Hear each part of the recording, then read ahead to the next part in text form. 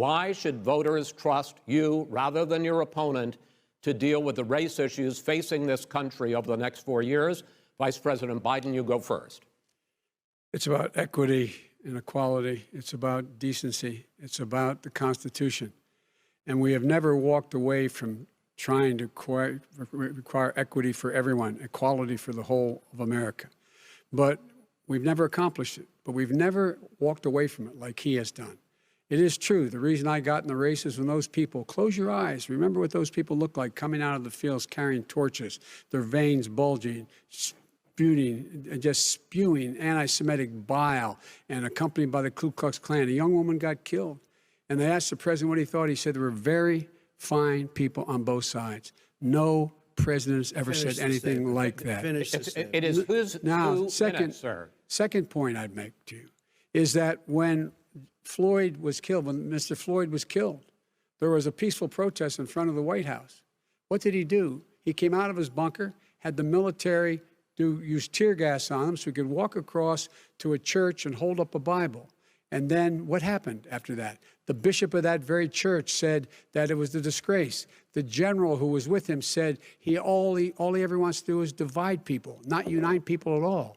This is a president who has used everything as a dog whistle to try to generate racist hatred, racist division. This is a man who, in fact, you talk about helping African Americans. 1 in 1,000 African Americans has been killed because of the coronavirus. And if he doesn't do something quickly, by the end of the year, 1 in 500 will have been killed. 1 in 500 African Americans.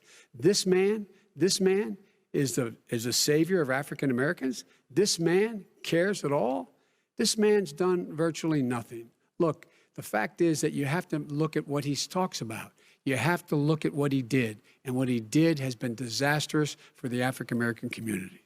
So, President Trump, you have 2 minutes. Why should Americans trust you over your opponent to deal with racism? He did a crime bill, 1994, where you call them super predators, African Americans, the super predators, and they've never forgotten it. They've never forgotten it, Joe. No, sir, it's his 2 minutes. So you did that, and they call you a super predator, and I'm letting people out of jail now that you have treated the African American population community, you have treated the black community about as bad as anybody in this country. You did the 1990, and that's why, if you look at the polls, I'm doing better than any Republican has done in a long time, because they saw what you did. You call them super predators, and you've called them worse than that, because you look back at your testimony over the years, you've called them a lot worse than that. As far as the church is concerned, and as far as the generals are concerned, we just got the support of 250 military leaders and generals, total support. Law enforcement, almost every law enforcement